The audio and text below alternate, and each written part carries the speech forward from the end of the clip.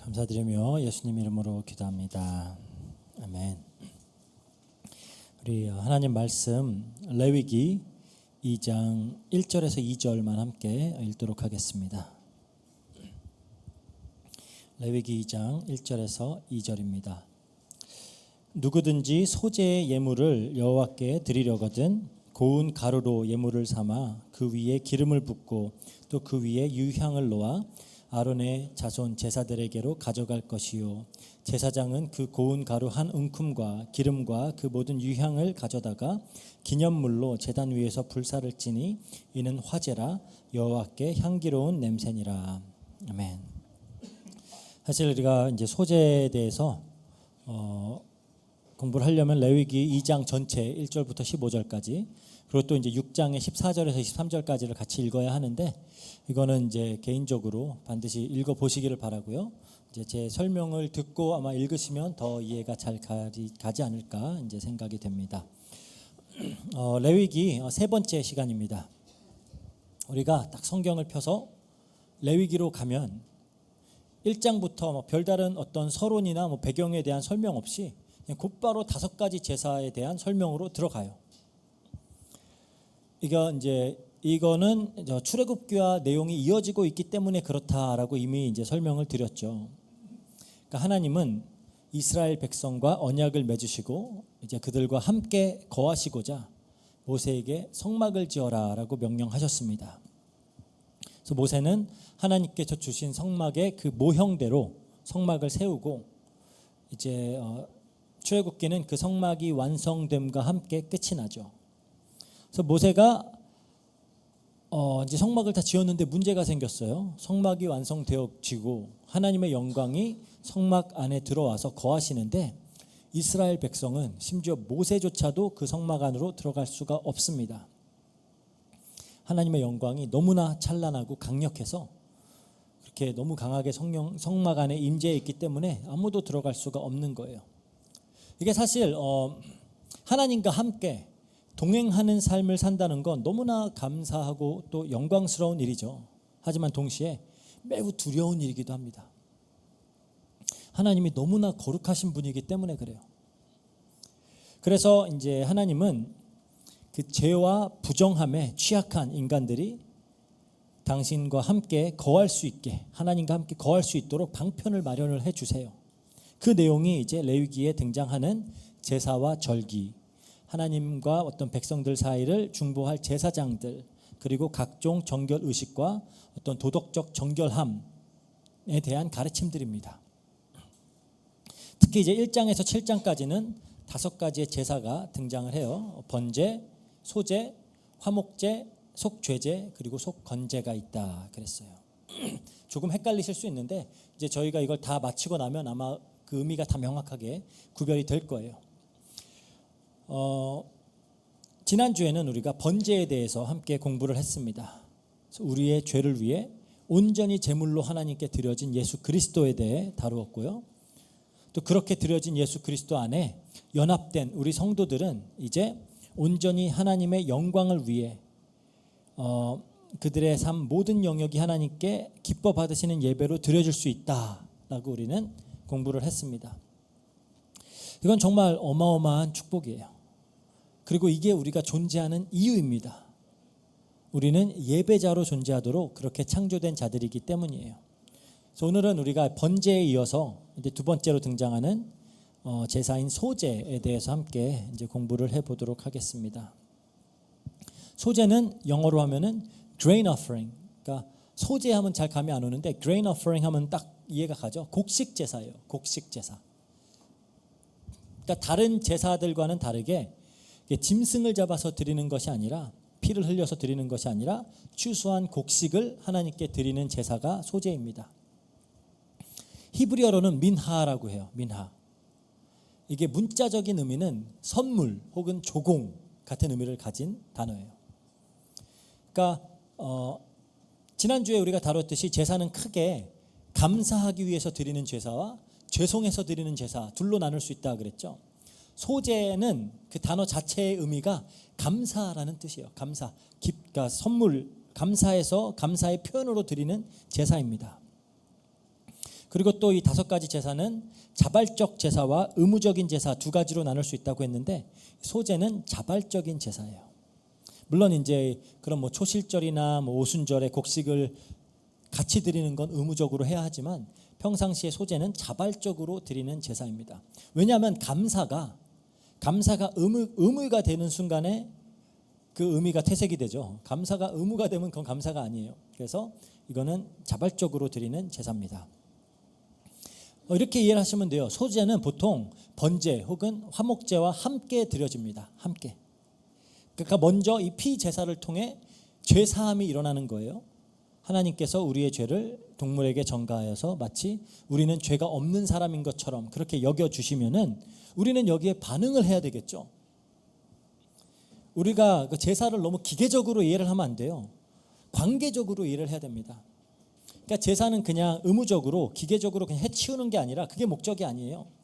하나님과 함께 거하기 위해, 하나님과 교제하기 위해서 드리는 게 제사예요. 즉 죄 사함이 일어났다면 우리는 거기에 반응을 해야 됩니다. 그럼 그 반응이 뭐겠어요? 감사죠. 우리의 죄를 깨끗하게 씻어주셨으니까 우리가 감사하는 겁니다. 그래서 소제는 독립적으로도 드려질 수 있어요. 물론 이제 독립적으로 드릴 때는 죄사함과는 상관이 없습니다. 왜냐하면 하나님께 감사할 이유는 죄사함뿐만 아니라 무궁무진하게 많죠. 하지만 그 무엇보다 우리가 하나님께 감사하는 이유는 우리와 같은 죄인을 용서해 주시고 받아주셨기 때문인 거예요. 그리고 하나님의 어떤 무한한 지혜로 이 죄를 없애는 방편을 마련하셔서 여전히 공의로우신 하나님으로 머무시면서도 사랑으로 우리를 당신의 백성으로 받아주셨어요. 이게 너무나 감사한 일인 거예요. 하나님이 여전히 공의로우신 분이라는 사실, 너무나 감사할 이유죠. 즉 여전히 죄를 미워하시고 결국 죄와 또 죄로 인해 파생된 모든 저주와 고통과 문제들을 없애버리실 하나님이라는 그 사실, 그것도 우리는 감사해야 되는 거예요. 그리고 그토록 공의로우신 그 하나님이 자기 아들 예수 그리스도를 희생시켜서 우리와 임마누엘로 함께 하신다라는 사실, 이게 너무나 감사한 일이죠. 그래서 소제는 감사의 표현입니다. 감사의 표현. 또 우리가 하나님께 너무나도 감사할 때 나타나는 하나의 반응은 뭘까요? 우리가 너무 감사할 때는 뭘 해요? 뭘 주죠? 그러니까 헌신. 우리가 누군가에게 너무 감사할 때 어떻게 그걸 표현하죠? 뭐든 주려고 그래요. 뭐 선물을 주든지 뭐 도움을 주든지 뭐 충성을 약속하든지 하는 방법으로 우리는 감사를 표현합니다. 그러니까 소제에는 그런 의미가 담겨져 있어요. 물론 하나님은 우리의 도움이나 우리의 물질을 필요로 하시는 분은 아니에요. 하지만 관계적 표현으로서의 헌신을 기뻐하십니다. 마치 아이들이 막 아빠 선물이라고 이것저것 줄 때 그닥 필요한 물건은 아니에요. 뭐 이렇게 도움이 되는 물건도 아니에요. 하지만 그냥 그렇게 뭔가 아빠에게 주고 싶어하는 그 마음이 너무 이쁜 거잖아요. 그런 것처럼 마치 그런 거죠. 그때 당시에 이제 이스라엘 백성들은 대부분 농사를 짓는 사람들이에요. 그러면 이스라엘 백성들이 하나님께 감사의 표현으로 바칠 수 있는 것, 드릴 수 있는 게 뭐가 있을까요? 그들의 하루하루, 매달, 매년은 다 농사를 중심으로 돌아가요. 밭을 메고 씨를 심고 뭐 잡초나 해충들로부터 작물을 보호하고 뭐 추수할 때가 되면 추수하고 추수한 곡식을 저장하고 그걸로 하루하루 먹고 사는 거죠. 일상이 그냥 곡식을 빻고 그걸로 빵을 굽고 하는 일들이에요. 그러니까 이 곡식이라는 것은 그들에게는 그들의 시간과 노동과 기술과 자원의 총체라고 보시면 돼요. 이걸 하나님께 드린다라는 것은 모든 것을 다 하나님께 드린다라는 의미예요. 이들에게 곡식은 우리로 따지면은 지금의 그냥 돈과 같은 의미를 가지는 겁니다. 그렇죠? 왜냐하면은 우리가 사는 이 시대는 우리의 어떤 시간과 기술과 노동이 다 돈으로 이렇게 환산이 되고 그 결과물로 우리에게 돌아오기 때문에, 즉 우리가 돈을 하나님께 드린다라고 하는 것은 우리의 존재의 그리고 우리의 소유의 총체를 이건 다 하나님 거예요라고 하는 그런 표현이잖아요. 그런 것처럼 예배가 드려질 경우에 이렇게 상번제나 안식일 그리고 절기 이런 것들은 그냥 예배잖아요. 우리가 이해하는 그런 매주 주일날 드리는 예배 같은 거예요. 그런 예배와 함께 늘 감사의 표현으로 이 소제가 함께 드려졌다라는 거예요. 왜냐? 감사와 헌신은 예배에서 매우 중요한 요소이기 때문입니다. 그러니까 예배가 그냥 기계적으로만 생각하면 이게 별 의미가 없는 거지만 하나님은 예배를 통해 관계를 원하시기 때문에 이게 매우 중요한 요소가 되는 거예요. 그렇다면 우리가 이제 이 소제를 드리는 방법 좀 간단하게 살펴보도록 하겠습니다. 여러 가지 형태로 드릴 수가 있어요. 곡식을 빻아서 고운 가루로 만들어서 바칠 수 있습니다. 그 고운 밀가루에다가 기름을 넣고 그리고 반죽해서 화덕이나 어떤 빵 굽는 판에 구워서 과자나 빵의 형태로도 바칠 수 있어요. 혹은 이제 맨 먼저 거둔 햇 곡식을 볶은 후에 이렇게 빻아서도 이렇게 드릴 수 있습니다. 그러니까 소제를 드릴 때에는 반드시 함께 드려져야 할 것들이 있고 그 몇몇 예외 상황을 제외하고는 항상 또 함께 드려져야 되는 것들이 있고요. 그리고 절대 넣어서는 안 되는 것들이 있어요. 그게 이제 그러니까 세 가지죠. 꼭 들어가야 되는 거, 평상시 보통 들어가지만 어떨 땐 안 들어가는 거, 그리고 절대 들어가면 안 되는 거, 소제. 그렇게 세 가지가 있습니다. 먼저 반드시 들어가야 하는 것은 소금이에요. 소금. 소금은 예외 없이 모든 소제에 꼭 들어가야 됩니다. 왜냐하면 소금은 그 변치 않는 속성으로 인해서 이거 언약의 불변성, 언약의 영원함 이걸 상징하는 거예요. 그리고 또 소금은 모든 음식에 간을 더하여서 이렇게 맛있게 하는 그런 역할을 하죠. 그래서 소금은 반드시 모든 제사에 꼭 들어가야 된다. 그리고 몇 가지 예사항을 제외하고는 거의 항상 들어가는 거, 그게 이제 기름과 향이에요. 기름과 향. 기름을 붓는다라는 것은 구분되어진다라는 겁니다. 거룩하게 하나님의 것으로 구분되어진다. 향은 하나님께 올려드려지는 그런 예배 혹은 기도를 의미를 합니다. 그러니까 고운 가루로 소제를 드릴 때는, 고운 가루로 드릴 때는, 혹은 이제 햇곡식을 빻아서 이렇게 소제를 드릴 때에는 기름과 향을 둘 다 넣어야 돼요. 그렇지만 과자나 빵으로 드릴 때는 반죽에 기름을 넣고 구워진 후에 또 기름을 발라요. 하지만 향은 들어가지가 않아요. 그리고 기름과 향이 둘 다 들어가지 않는 경우도 있어요. 이게 첫 번째로는 매우 가난한 사람이 속죄제를 곡식으로 드릴 때, 그때는 기름 혹은 향, 이건 기쁨과 교제 이런 걸 의미하기 때문에 들어가지 않습니다. 속죄제에는 적절하지가 않아요. 근데 이제 이런 질문이 들 수가 있죠. 죄 사함을 위한 제사인데 곡식을 드린다고? 그렇게 질문할 수가 있어요. 피가 없잖아요.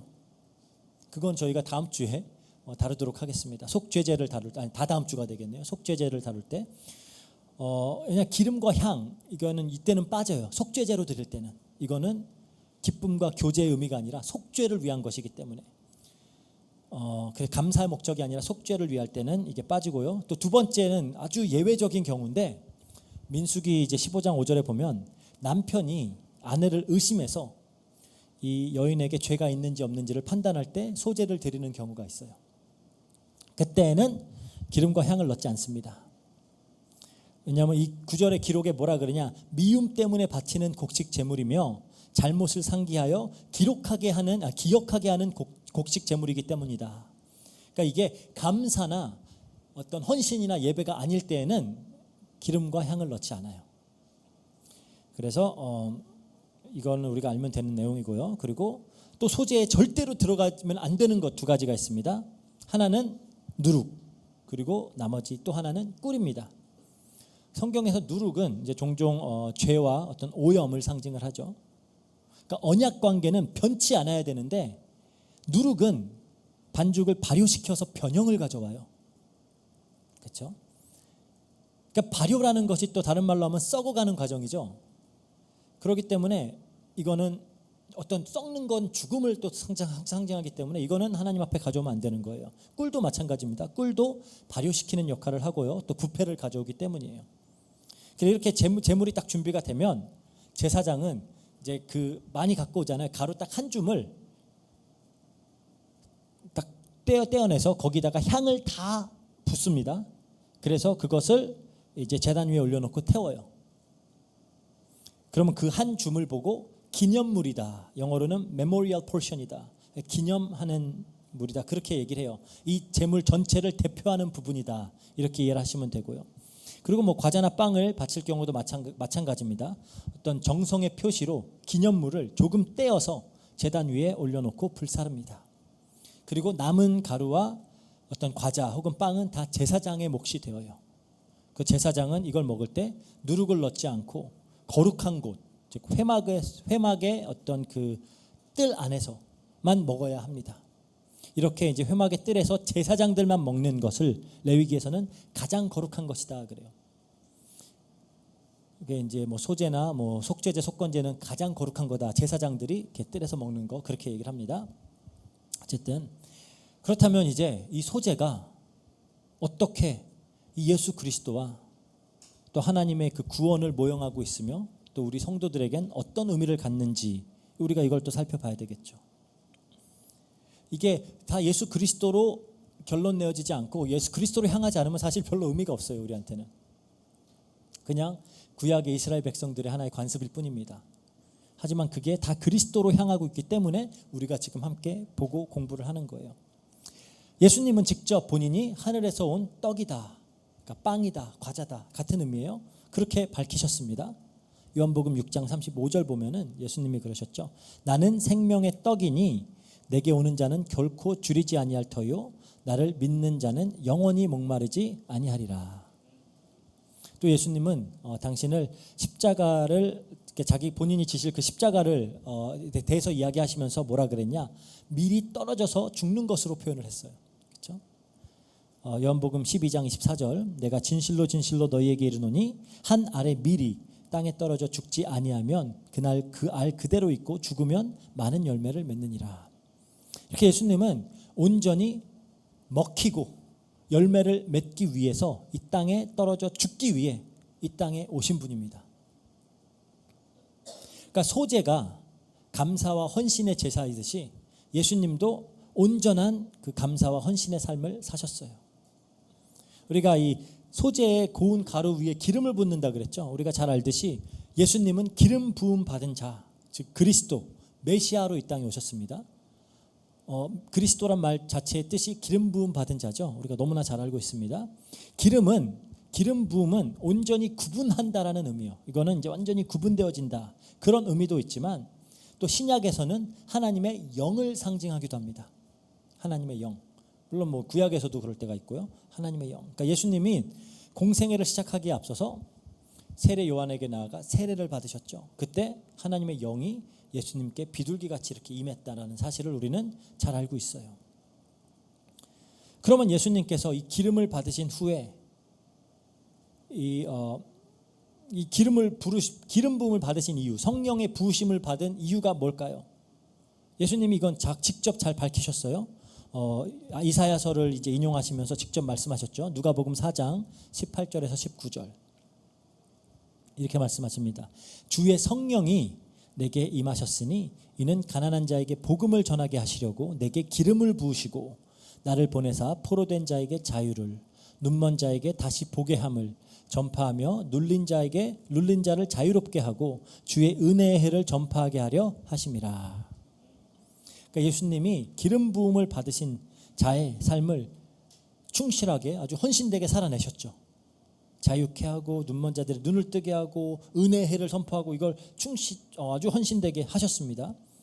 그리고 또 기름 부음 받은 자, 즉 왕, 제사장, 선지자로서 자신에게 맡겨진 직분을 아주 헌신되게 충실하게 감당하셨고 그 공로로 우리는 힘입어서 이제 우리에겐 참 자유가 주어지고 우리의 영적 눈이 열리고 우리가 은혜의 해를 지금 누리고 있는 겁니다. 이제 또 소제와 함께 반드시 드려지는 것이 유향이다 그랬죠. 유향. 그러니까 하나님께 드려지는 곡식 위에 이 향기로운 유향을 더해서 제단 위에 불사르는 거예요. 그럼 유향은 불에 태워질 때 향기로운 냄새를 발하여서 하나님께 상달되어지고 하는 거죠. 그거는 또 우리가 하나님께 올려드리는 그런 기도와 예배를 상징하는 겁니다. 그러니까 예수님은 예수님의 삶은 그냥 단지 겉으로만 보기에 선하고 거룩한 삶이 아니었던 거예요. 그 어떤 깊은 곳에서부터 끊임없는 그 기도와 아버지와의 교제가 있었죠. 그리고 온전한 예배로 채워졌던 삶이 예수님의 삶이었습니다. 그래서 예수님은 때마다 이렇게 한적한 곳으로 가셔서 기도하셨어요. 예수님의 어떤 그 일과를 가끔 이렇게 한번 정리를 해보면은 예수님은 굉장히 이른 아침에 굉장히 바쁜 하루를 보내시는데 이른 아침에 혼자 나가셔서 기도하시고요. 일과를 마치시고 또 따로 나가셔서 하나님께 기도하셨습니다. 그래서 이제 예수님께서 그 겟세마네 동산에서 드린 그 기도, 아버지여 내 원대로 마시옵고 아버지의 원대로 되기를 원하나이다. 그 기도야말로 정말 소재 위에 올려진 그 유향과 같은 그런 아름다운 향기로 하나님께 바쳐졌던 거예요. 그래서 이 번제처럼 불태워지는 순종이 바로 앞에 있음에도, 그렇죠? 그분은 그 삶을 감사와 기도로 하나님께 올려드린 겁니다. 그래서 또 이제 예수님은 십자가 위에서도 끝까지 하나님을 의지하면서 지금도 이제 하나님의 보좌 우편에서 우리를 위해 간구하시는 그런 어떤 유향으로서의 삶을 살고 계시는 거예요. 지금도 보좌 옆에서 하나님께 우리를 위해서 간구하고 계세요. 기도로. 그렇죠? 그래서 히브리서 7장 25절에는 이렇게 말합니다. 그러므로 자기를 힘입어 하나님께 나아가는 자들을 온전히 구원하실 수 있으니 이는 그가 항상 살아계셔서 그들을 위하여 간구하심이라. 지금도 하나님은, 예수님은 우리를 위하여 기도로 간구하고 계신다라는 거예요. 그뿐이 아니죠. 이제 소재에는 누룩과 꿀은 넣어서는 안 된다 그랬어요. 누룩은 부패를 상징하고 또 꿀은 달콤하지만 시간이 지나면은 발효되는 그런 성질 때문에 어떤 그런 성결한 제물에는 합당하지가 않았어요. 이게 이제 하나님께 드려지는 예물은 그런 인간적인 부패나 어떤 육체적인 어떤 감정적인 그런 쾌락이 아니라 어떤 진리와 성결함과 어떤 진심 어린 감사와 순종의 삶으로 드려져야 함을 뜻하고 있는 거거든요. 정확히 예수님은 그런 삶을 사셨죠. 조금도 죄가 없으시면서 거짓이나 위선도 없으신 언제나 진실하신 분이고 정결하셨어요. 조금도 어떤 죄나 유혹과 타협하지 않으셨죠. 오직 아버지 하나님을 향한 어떤 신실함 그리고 순전함으로 살아내셨습니다. 그러니까 사람들의 칭찬에 이런 거에도 흔들리지 않으셨고요. 고난 앞에서도 이렇게 막 감정에 휩쓸려서 그렇게 불순종하고 하지 않으셨죠. 히브리서 4장 15절에는 이렇게 말하고 있어요. 우리에게 있는 대제사장은 우리의 연약함을 동정하지 못하실 리가 아니요 모든 일에 우리와 똑같이 시험을 받으신 이로되 죄는 없으시니이다. 이렇게 예수님은 어떤 진리의 본체시면서도 또 진리 안에서 행하셨어요.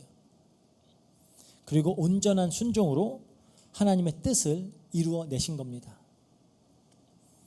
근데 우리가 이제 반드시 기억할 게 또 하나가 있습니다. 소재에는 반드시 소금이 들어간다라고 했죠. 소금. 레위기 2장 13절에 그래요. 너는 내 모든 소재물에 소금으로 간을 할지니 내 하나님의 언약의 소금을 내 소재에서 빼지 못할지며 내 모든 예물에 소금을 드릴지니라. 그래요. 앞서 말했듯이 소금은 부패를 방지하고 보존하는 그런 성질이 있다 그랬습니다. 언약의 지속성 그리고 신실함을 상징하는 거예요. 그래서 하나님께 드려지는 제사는 이 언약 안에서 신실한 마음으로 드려져야 하는 것이고요. 예수님은 이 언약의 신실함을 완벽하게 삶으로 그냥 보여주신 분이에요. 그러니까 하나님과의 우리가 예전에 얘기했죠. 하나님과 예수님 그리고 성삼위 하나님 간에 맺으신 언약이 있다 그랬죠. 구속 언약. 그 언약을 예수님은 깨트리지 않으셨어요. 그러니까 어떻게 이 인류를 구원하실 것인지 창세 전부터 삼위 하나님께서 맺으신 그 구속 언약 그거를 끝까지 깼지 않으시고 오히려 자신의 피로 새 언약을 세우셨죠. 그러니까 이게 예수님이 겟세마네에서 이렇게 기도하신 이유도 그렇죠? 이 언약을 깨지 않으시기 위해서요. 정말로 인간으로서 이 십자가를 지고 싶지 않았지만 그럼에도 끝까지 이 십자가를 기도하시면서 지신 이유는 그 구속 언약 이걸 깨트리지 않기 위해서고요. 그래서 오늘날 그리스도 안에 있는 우리 역시 우리가 이제 세상의 소금이다라고 불리죠. 그리고 주님 언약 안에서 이제는 정결하고 충성된 삶을 살아가야 된다라는 건데, 이건 우리가 조금 이따가 더 구체적으로 다룰 겁니다. 이렇게 소재의 모든 요소들, 그러니까 고운 가루와 기름, 유향, 소금, 누룩, 꿀 없는 거 이런 거, 이 모두가 다 그리스도의 삶을 다 그림자처럼 보여주고 있어요. 그러니까 예수 그리스도의 십자가 죽음뿐만이 아니라 예수 그리스도가 이 땅에서 어떠한 삶을 사셨는지를 보여주는 거예요. 그러니까 단순히 십자가를 지심으로 죽으셔서 우리를 구원하신 것에서 그치지 않고 이 땅에서의 삶 전체를 하나님께 향기로운 제물로 드린 그런 삶이 어떤 건지를 예수님은 삶으로 보여주셨다라는 겁니다. 삶 전체로 하나님께 예배를 드린다라는 것이 어떤 것인지, 참된 감사와 헌신이 무엇인지를 몸소 보이신 거예요. 이렇게 예수님은 소재로서의 삶을 살아내셨고 온전히 성취하신 겁니다. 그래서 예수님한테 이 소재라는 것은 단순히 그냥 어떤 제사의 제도 혹은 그냥 교훈 이런 게 아니라 삶이었던 거예요. 삶. 어떠한 유혹 속에서도 헌신과 순종을 선택했던 그 감사함으로 했던 그 삶이라는 겁니다. 그래서 예수님은 단순히 십자가의 죽음으로 속죄만을 이루신 것이 아니라 하나님의 기뻐하시는 삶을 완벽하게 본으로 보여주셨어요. 그리고 그 삶을 하나님은 향기로운 제사로 기뻐 받으셨다라는 겁니다. 그러면 이제 이게 우리에게 어떻게 적용되느냐라는 거죠. 우리가 여기서 반드시 기억을 해야 될 게 있습니다. 이제 앞서 다루었듯이 소재는 기념물이라고 하는 그 한 줌, 그리고 향만 불태워서 하나님께 바치고 나머지는 다 아론과 그의 자손들, 즉 제사장들에게 주어지는 거예요. 그럼 이제 그들은 회막들에서 절대 누룩을 넣지 않고 이것을 먹어야 합니다. 그렇다면 우리가 이 소재가 예수 그리스도를 예표하고 상징한다고 했는데, 제사장이 이 곡식 제물을 먹는다라는 말의 의미가 뭘까요? 제사장이 먹는다.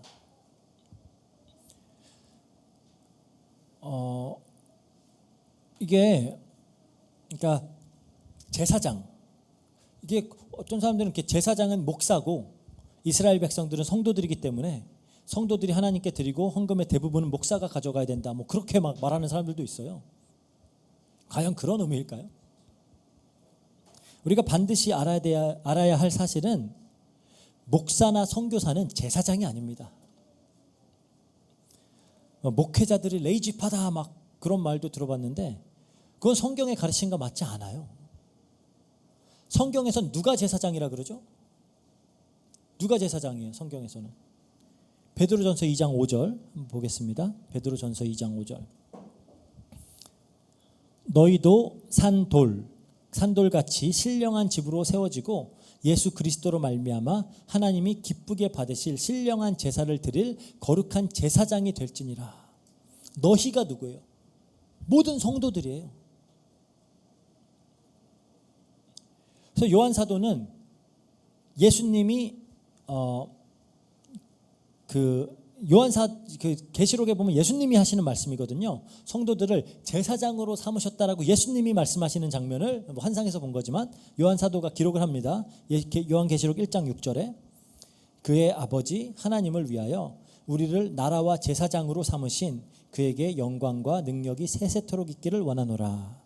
그러니까 모든 성도가 제사장이에요. 이게 굉장히 중요한 우리 개신교, 그리고 특히 개혁주의 믿음의 신앙의 내용이죠. 만인 제사장, 모든 성도들이 제사장이다. 하나님께 언제든지 나아갈 수 있는 제사장이다라는 거예요. 그 말은 소재 대신 예수님이 소재의 모형이라 그랬는데 그 소재 대신 예수님을 먹게 되는 이들은 성도라는 겁니다. 소재 대신 예수님을 먹는 자들은 성도다. 예수님이 직접 말씀하셨죠. 요한복음 6장 57절에서 58절에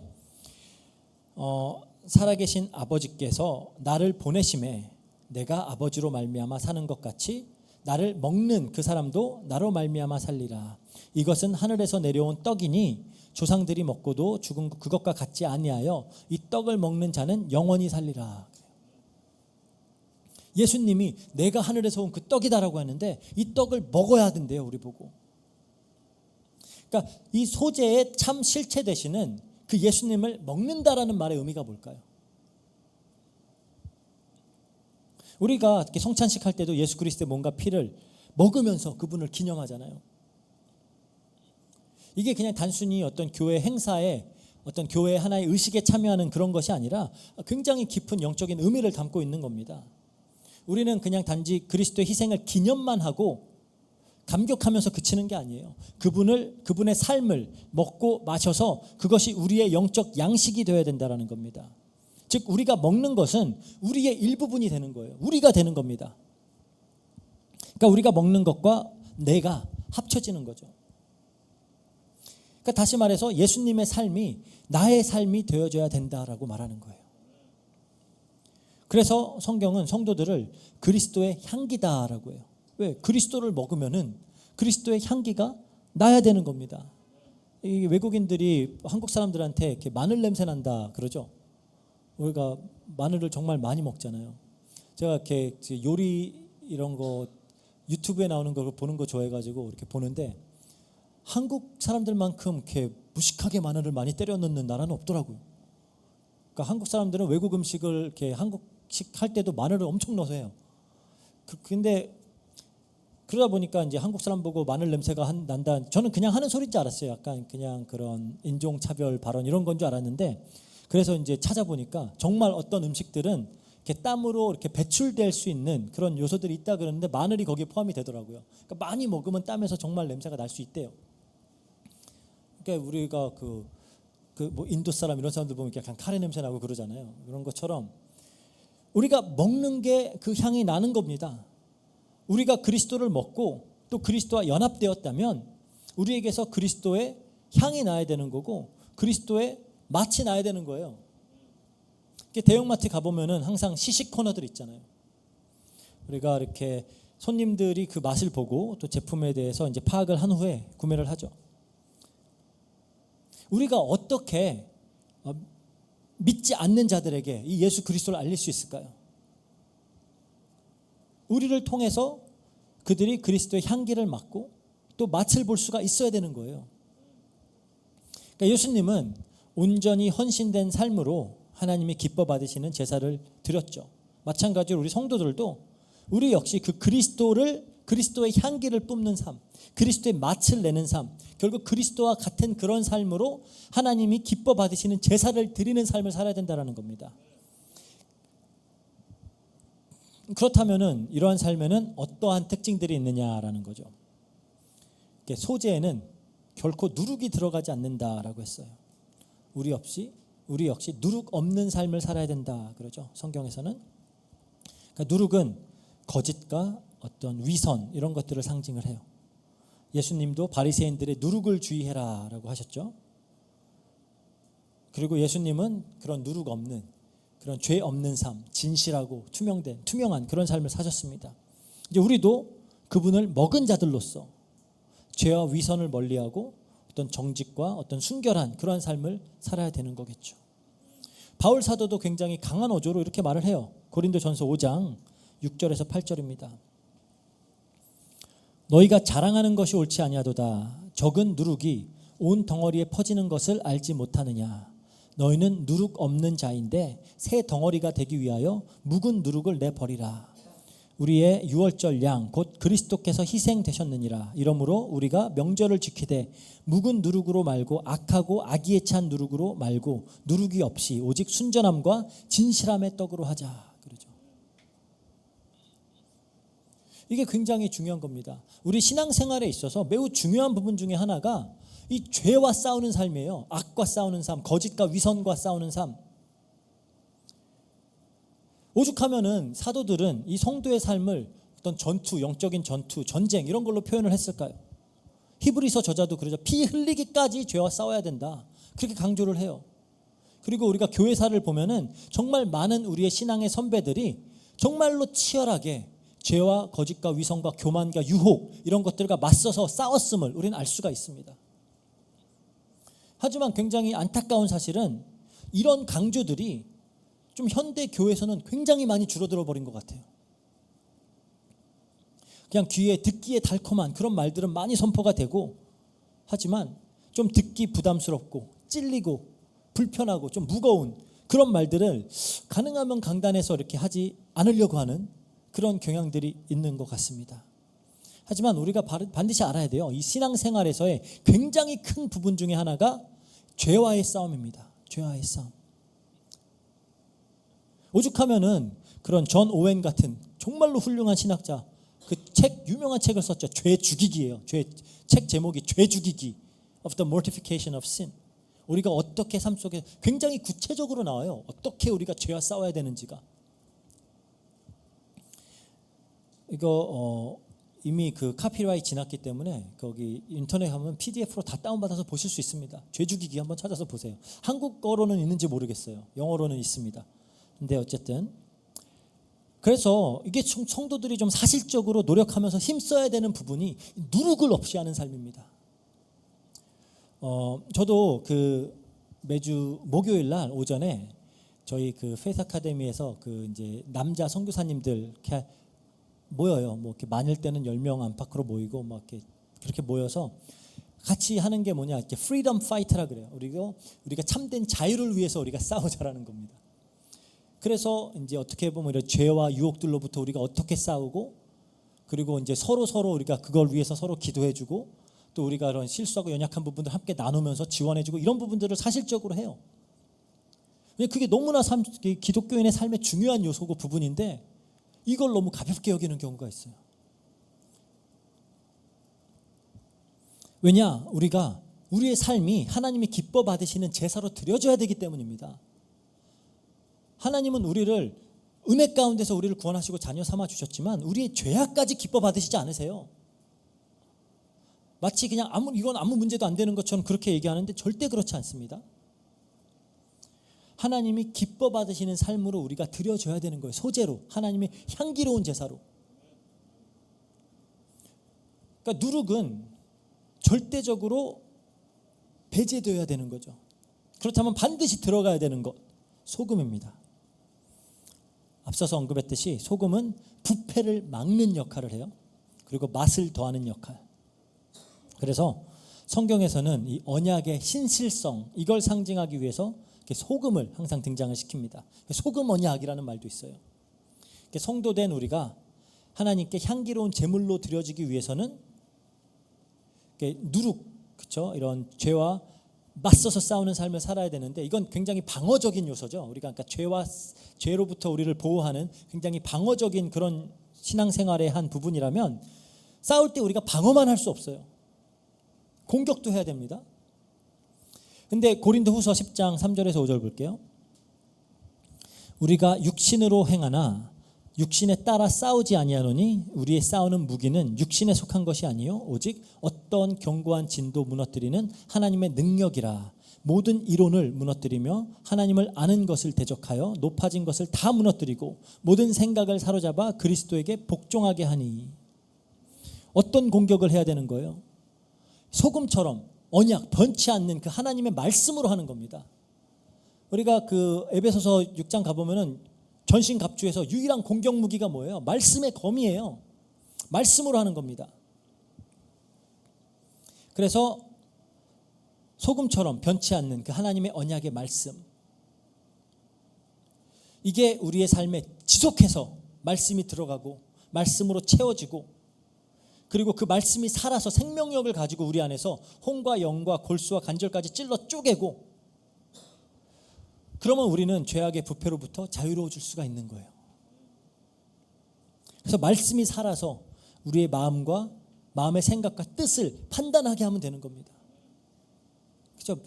그 말씀은 살아서 이제 운동력이 있어서 찔러 쪼개고, 또 우리의 마음과 우리의 마음의 생각과 뜻을 판단한다 그래요. 말씀이 판단해야 돼요. 나에게 어떤 생각이 들 때, 나에게 어떤 마음이 들 때 이게 옳은 건지, 이게 하나님이 기뻐하시는 건지 하나님 말씀으로 판단해야 되는 거예요. 그때 우리는 죄로부터, 부패로부터, 오염으로부터 자유로워질 수가 있는 거죠. 이게 우리의 삶에 소금을 넣는 거예요. 변치 않는 그 언약, 하나님의 말씀. 그리고 또 소금은 맛을 내죠. 예수님도 소금이 맛을 잃으면은 그거는 아무 쓸모 없어서 버려져야 된다. 즉 성도는 이 세상에서 이 그리스도의 맛을 내는 삶을 살아야 되는 거예요. 우리의 말과 우리의 행동, 우리가 하는 모든 일들이 다 그리스도를 나타내야 된다는 겁니다. 그래서 바울 사도가 이렇게 명령을 해요. 골로새서 4장 6절. 너희의 말을 항상 은혜 가운데서 소금으로 맛을 냄과 같이 하라. 그리하면 각 사람에게 마땅히 대답할 것을 알리라. 좀 많이 이 말의 의미를 좀 많이 깊이 생각해 보시고 좀 고민을 해 보시길 바랍니다. 내가 어떻게 하면 나의 말이 정말 이 소금으로 맛을 낸 것처럼, 그리스도로 맛을 낸 것처럼 그렇게 우리가 말을 할 수 있을지, 어떻게 하면 우리의 행동이, 우리가 하는 일들이 정말 그렇게 예수님이 하시는 것처럼 그렇게 맛을 낼 수 있을지, 그런 부분들을 우리가 좀 고민도 해보고 또 실천으로 옮겨 봐야 되는 부분인 것 같아요. 어떻게 하면 나의 말과 행동이 그리스도를 가장 극대화하는 방식으로 나타낼 수 있을까? 그리고 마지막으로 성도는 유향을 태우는 삶. 유향은 아까 소재와 함께 제단 위에서 불태워지고 하나님께 그 향기가 상달되어지는 거다 그랬죠. 우리의 기도 그리고 예배를 상징한다 했습니다. 우리의 삶이 항상 하나님 아버지와 깊은 그런 예수님이 항상 기도로 깊이 하나님과 교제했듯이 우리도 좀 우리의 바쁜 일상 속에서도 가끔씩은 좀 멈춰서서 기도하고 예배하고 하면서 하나님께 의도적으로 나아가는 그런 행위들이 우리의 삶을 더욱 하나님이 받으시기에 향기롭게 만든다라는 거예요. 하나님께 상달되는 그런 유향이 되는 겁니다. 우리의 기도가, 우리가 드리는 예배가. 그래서 우리는 예수 그리스도를, 소재 대신 예수 그리스도를 먹은 자들이에요. 그 그리스도와 우리가 하나 되어지고 그리스도가 이제 내가 되는 겁니다. 그렇다면은 우리의 삶 속에 그 그리스도의 삶, 그러니까 번제나 속죄제 이런 것이 그리스도의 죽음에 좀 포커스를 맞춘 거라면 소재는 그리스도의 삶이에요. 어떠한 삶을 사셨는지. 그러니까 우리가 그냥 신앙생활이라는 게 예수님이 나를 위해서 죽으셔갖고 나는 이제 죄사함 받고 구원받았어. 그거에만 집중을 하는 경향이 있어요. 예수님은 어떠한 삶으로 하나님께 그 영광을 드렸는지. 사실 그리스도의 죽으심은 어떠한 목적을 이루기 위한 수단이지 그거 자체가 목적이 아니에요. 예수님이 십자가에 죽으신 이유는 우리 성도가 하나님이 기뻐 받으시는 제사로 나아갈 수 있게 하기 위한 그 목적을 이루기 위한 하나의 도구입니다. 근데 우리는 교고에만 집중을 하고 정말 그것이 무엇을 이루는지에 대해서는 별로 생각을 안 하는 것 같아요. 하나님께서 기뻐 받으시는 삶, 그게 소재가 상징하고 있는 바입니다. 우리의 주님이시자 우리의 선생님 되시는 예수님은 친히 그 소재의 삶을 살아내셨어요. 그리고 성도된 우리에게 이제 하나님께 온전히 드려지고 하나님이 기뻐 받으시는 향기로운 삶이 어떤 것인지를 몸소 보이셨습니다. 이제 우리는 그분을 먹었어요. 그분이 이제 우리 안에서 함께 역사하고 있다라는 거예요. 우리 역시 그분의 삶을 그렇다면 닮아가는 그런 제사장적인 삶을 살아야 되겠죠. 그런 누룩 없는 정결함으로, 그리고 소금으로 맛을 낸 그러한 그리스도의 맛과 향이 나는 그런 삶으로, 유향과 같은 그런 예배로 우리 하루하루가 하나님께 소재로 기뻐 받으시는 그런 향기로운 제사로 드려지는 삶, 하나님께 향기롭게 상달되어지는 삶, 그게 또 우리 성도들이 살아내야 되는 삶입니다. 이걸 위해서 함께 힘쓰는 그런 우리 로고스 교회, 우리 교회 성도님들 될 수 있기를 주의 이름으로 축복합니다. 기도하고 마치겠습니다. 사랑과 은혜가 풍성하신 이 말씀을 통하여, 특히 소재를 통하여 예수 그리스도께서 어떻게 하나님이 기뻐 받으시는 소재로서 그 삶을 하나님께 온전히 바쳐드렸고, 이제 그 소재를 먹은 우리 성도들이 어떠한 삶으로 하나님께 영광을 돌리며 또 하나님께 드려져야 하는지를 다시 한번 조명하고 깨닫게 하시니 감사합니다. 하나님, 우리 안에 이 그리스도가 살아계시고 하나님의 영이 역사하오니 그 영이 우리를 가르쳐 주시고 우리를 바르게 인도하여 주시고 바른 길로 이끌어 주셔서 우리의 말과 우리의 삶과 우리 하는 모든 행동들이 하나님이 향기롭게 받으시는 그런 소재로서 드려질 수 있도록 주님께서 역사해 주세요. 감사드리며 모든 것 우리 주 예수 그리스도 이름으로 기도합니다. 아멘.